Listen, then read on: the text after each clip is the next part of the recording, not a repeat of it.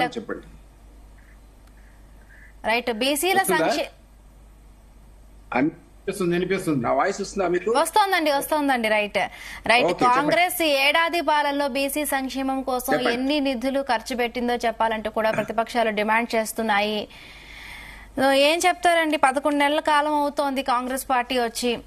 BC declaration కు సంబంధించి కూడా అప్పటి రాహుల్ గాంధీ వచ్చి చెప్పారు, కానీ ఇంతవరకు కూడా దానికి అమలుకి కార్యరూపం దాల్చలేదు. ఇప్పుడు యాక్చువల్లీ సమగ్ర సర్వే అని చెప్పి 1 సింగిల్ డేలో ఎంటైర్ స్టేట్ లో ఉన్న పాపులేషన్ అంతా సర్వే చేసింది బీఆర్ఎస్. మరి ఆ సర్వే రిపోర్ట్ ఏమైందో ఇప్పటి వరకు కూడా అధికారులకు ఎక్కడ దొరకట్లేదు, ఆనవాళ్ళే లేదు. వాళ్ళు ఏది కూడా ప్రామిసెస్ చేశారు తప్ప ఓ రిజర్వేషన్ పాపన పోలేదు, స్పెషల్ స్కీమ్స్ పాపన పోలేదు, ఏదీ చేయలేదు వాళ్ళు. అదే మేము అనుకున్న ఇచ్చిన మాట ప్రకారంగా ఈరోజు సర్వే కంప్లీట్ అయింది. ఆల్మోస్ట్ 95% సర్వే కంప్లీట్ అయింది. రేపో మాపు అయ్యేటువంటి ఎలక్షన్స్ లో ఏదైతే ప్రామిస్ చేస్తారో ఆ పద్ధతిలో రిజర్వేషన్స్ కూడా లోకల్ బాడీలో ఇస్తారు, నిధులు కూడా అదే విధంగా కేటాయిస్తారు. ఇది 1 ఇయర్ పాలన లోపలే జరిగిన తర్వాత వాళ్ళు 10 years నుండి ఏం చేయకుండా బీసీలకు మేము ఇది చేసాం అది చేసాం అంటే ఎట్లా? రకరకాల వెల్ఫేర్ స్కీమ్స్ వాళ్ళు చేసినా మేము కూడా కొనసాగిస్తున్నాం, ఎక్కడ ఆపింది లేదు. మా హామీల్లో 1-2 మిగిలి ఉండొచ్చు, దానికి ఆర్థిక వనరులు సరిగ్గా లేకపోవడం వల్ల ఆలస్యమైందని చెప్పాం. అది కూడా లోకల్ బాడీ నోటిఫికేషన్ వచ్చే లోపల ఆ ఇంప్లిమెంటేషన్ కూడా స్టార్ట్ అవుతుంది, ఇంక్లూడింగ్ రైతు భరోసా కూడా సంక్రాంతి తర్వాత ఇంప్లిమెంట్ చేస్తామని సీఎం ఆల్రెడీ చెప్పాడు. సో కొంత సమయం పట్టిన మాట వాస్తవమే, కానీ రుణమాఫీకి వాళ్ళు 10 ఏళ్లు పడితే మేము కేవలం 1 year లోపల కంప్లీట్ చేశాం కదండి. అందులో కొంత ఒక ఇంటికి ఒకే రుణమాఫీ జరుగుతుందని అన్నందు వల్ల కొంతమందికి రాకపోవచ్చు. అది ఎట్లాగో ప్రతి స్కీమ్ కూడా ఏదో విధమైనటువంటి గైడ్ లైన్స్ లేకుండా, యార్డ్ స్టిక్స్ లేకుండా మనం చేయలేం. వెల్ఫేర్ స్కీమ్స్ అనేది మీరు నేను పే చేసే ట్యాక్స్ మనీ అది. సో దాన్ని అర్హత లేని వాళ్ళకి ఇవ్వలేం కదా. సో అందువల్ల కొంత అసంతృప్తి ఎక్కడన్నా కొందరికి ఉంటే ఉండొచ్చు, రిచ్ పీపుల్ కి లేదా రియల్ ఎస్టేట్ వాళ్ళకి. కానీ ఇప్పుడు రైతు భరోసా కూడా రాబోతుంది, దానికి కూడా డెఫినెట్లీ గైడ్ లైన్స్ ఉంటాయి. అదే రేషన్ కార్డ్స్ వాళ్ళ పీరియడ్ లో ఒక్కటి కూడా ఇష్యూ కాలేదు. మరి ఇప్పుడు మేము అప్లికేషన్స్ అడిగితే దాదాపు 1 కోటి అప్లికేషన్స్ వచ్చాయి. దాంట్లో కొత్త అప్లికేషన్స్ ఒక కమిటీని వేస్తారు, క్యాబినెట్ సబ్ కమిటీని. రేపో మాపు వాళ్ళు రికమెండ్ చేసిన తర్వాత అర్హత ఉన్న అందరికీ వస్తాయి. నాకు తెలిసి ఇంకొక అదనంగా 15 లక్షలు మినిమం కొత్త కార్డ్స్ ఇష్యూ అవుతాయి. ఇది వాళ్ళు చేయగలిగారా? 10 years లో చేయలేదు. ఇంకోటి మిత్రుడు ఇంతకుముందు చెప్పాడు కదా బీఆర్ఎస్ చిత్తశుద్ధి గురించి. మనకి కరెక్ట్ తెలుసో తెలియదు నాకు తెలియదు. నేను ఆ బీఆర్ఎస్ లో ఉన్న జనరల్ సెక్రటరీగా అప్పుడు వైఎస్ఆర్ క్యాబినెట్ లో 6 మంత్రులు ఉండే.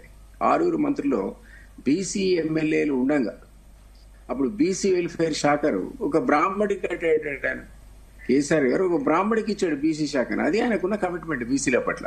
దళితులు అయితే మనకు తెలుసు, దళిత ముఖ్యమంత్రి అన్నాడు. దళిత ముఖ్యమంత్రి హామీ ఏమైందో మనకు తెలుసు. దళితులకు 3 ఎకరాల భూమి అన్నాడు, ఎంతమందికి ఇచ్చాడో మనకు తెలుసు.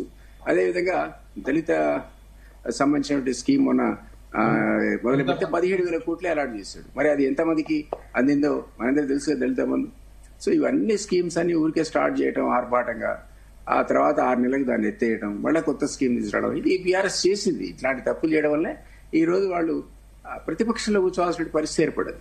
వాళ్ళ పార్టీ వాళ్ళు నమ్మకుండా 10 మంది వాళ్ళు ఏ సూత్రంతో అయితే ఇతర పార్టీలకు ఖతం చేశారు, అదే సూత్రంతో మా పార్టీకి రావడం మొదలు పెట్టారు. ఆ 10 మంది తర్వాత ఆగింది కారణం ఏంటంటే హైకోర్టు ఇంటర్ఫియర్ అయింది. కానీ అదర్వైజ్ ఆ మిగిలిన వాళ్ళు కూడా వెళ్ళిపోయారు ఈ పార్టీకి. ఇప్పుడు ఆ హైకోర్టు కూడా క్లారిటీ వచ్చి స్పీకర్ సుప్రీం అన్నారు కాబట్టి రేపు మాకు వాళ్ళు వచ్చేస్తారు. నేనేమన్నానంటే ఒక గవర్నమెంట్ ని మ్యాండేట్ ఇచ్చి ప్రజలు ఎన్నుకునేది 5 ఏళ్లకు వస్తుంది.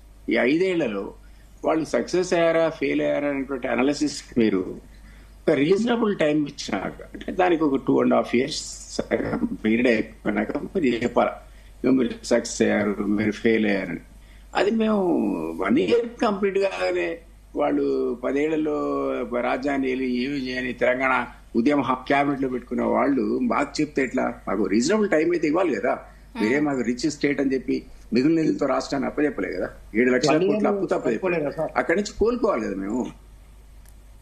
ఎట్లా సరిపోతుంది బ్రదర్? నువ్వు 10 years లో నువ్వు ఏం చేయకుండా 1 year లో మమ్మల్ని చేయమనడం మరి కరెక్ట్? సార్ ప్రజలు చూస్తున్నారు తెలంగాణ రాష్ట్రంలో 10 సంవత్సరాలు ఏం జరిగింది ఏం జరగలేదు. 10 ఏళ్ళు మీరు ఏం చేసిండ్రో మేమేం చేస్తామో తెలంగాణ గ్రామీణ ప్రాంతాల్లోకి వెళ్తే ప్రజలు చెప్తారు, రైతుల దగ్గరికి వెళ్తే రైతులు చెప్తారు, నిరుద్యోగుల దగ్గరికి వెళ్తే నిరుద్యోగులు చెప్తారు, మిగతా వాళ్ళందరూ చెప్తారు, మహిళలు చెప్తారు, పెన్షనర్స్ చెప్తారు. ఇప్పుడు హైదరాబాద్ జరిగిన అభివృద్ధి కనిపిస్తుంది కాళ్ళకు. సంవత్సర కాలంలో చాలా చేసినాం మేము. మేము ఏమేం చేయలేదంటే ఎట్లుంటో చెప్పు. హైదరాబాద్ ఇంత అద్భుతంగా మీ స్కీములు కొన్ని మేము కొనసాగిస్తూనే ఉన్నాం. వెల్ఫేర్ స్కీమ్స్ ఎవరు కూడా ఆపరు. వెల్ఫేర్ స్కీమ్స్ పెన్షన్ ఎందుకు ఇస్తలేరన్నా? పెన్షన్ ఎందుకు పెంచుతామని పెంచలేదు మరి? బీసీలు కూడా అదే చెప్పినా, మీరు మాకు ఇచ్చిన సమయం 1 year. 1 year లో కొన్ని సందర్భాల్లో ఆర్థికంగా మీరు అప్పుల చిప్పతో ఇచ్చారు. దాని నుంచి రికవర్ కావడానికి సమయం పట్టింది. మా గురించి పర్ఫార్మెన్స్ ఇప్పుడు మ్యాండేట్ ఇచ్చింది 5 years. రీజనబుల్ టైం ఏంటి? ఒక 2.5 years తర్వాత మీరు మమ్మల్ని తిట్టాలి. ఇది మీరు ఫెయిల్ అయ్యారని చెప్పాలి అంతే. మరి 1 year మీరు 10 ఏళ్ళు పరిపాలించి మరి 10 ఏళ్ళు పరిపాలించి అప్పుల చిప్పతో మాకు అప్పైపు రాష్ట్రాన్ని మీరు మమ్మల్ని తిడితే ఎట్లా? రుణమాఫీకి మీకు 10 ఏళ్ళు అది కూడా 1 lakh క్లియర్ చేశాం కదా. వినండి, మీకు 2 lakhs 1 lakh క్లియర్ చేయడానికి 10 years పట్టింది. మేము 10 months లో మేమైతే రఫ్లీ 23,000 crores క్లియర్ చేయగలిగాం కదా. మరి 1 year లోపే 10 months లో చేయాలి. ఇప్పుడు కొన్ని రాష్ట్రాలు 29 రాష్ట్రాలు ఇదే పరిస్థితి ఉంది. అప్పులు చేయకుండా రాష్ట్రాన్ని పాలించే. ఎవరైనా ప్రభుత్వంలో మంచి పనులు చేస్తే మేము కూడా అప్రిషియేట్ చేస్తాం. దాని మనకు కాదని ప్రజలే మీరు అన్నట్టు అల్టిమేట్లీ లిట్మస్ టెస్ట్ ఎవరు? ప్రజలు ఈ రోజు మళ్ళీ పక్క కూర్చోబెట్టడానికి నిజంగా మీరు అన్ని మంచి పనులు చేస్తే ఎందుకు పక్క కూర్చోబెట్టారు? అంటే మీ లోపల కొన్ని ఫెయిల్యూర్స్ ఉన్నాయి. ఉద్యమ హామీలు పక్కకు పెట్టారు. మీరు ఆటోక్రటిక్ గా డిక్టేటర్షిప్ తో పరిపాలించారు. అవినీతి పెరిగింది. ఒక కుటుంబం దగ్గరే లక్షల కోట్లు పోగేటువంటిది ప్రజలు విశ్వసించారు. అందుకే మాకు కొత్తగా అవకాశం ఇచ్చారు. మీరు మాకు రీజనబుల్ టైం ఇవ్వాలి కదా అంటున్నాను నేను. రీజనబుల్ టైం ఇవ్వకుండా 1 year 100 రోజుల డెడ్ లైన్ మేము అయినా 360 రైట్. రామరెడ్డి గారి దగ్గరికి వెళ్దాం. రైట్ రామరెడ్డి గారు నమస్తే అండి. నమస్కారం అండి. అక్కడ ఉన్న దిలీప్ అన్నకు అందరికి నమస్కారాలు. ఒకటి నమస్తేనే అన్న, ఇప్పుడు వాళ్ళు అడుగుతున్నది సంక్షేమ పథకాల కోసం డిస్కషన్ కాదు, ఇది బీసీల రాజ్యాధికారం కోసం అడుగుతున్నారు. రాజ్యాధికారం వల్ల ఈ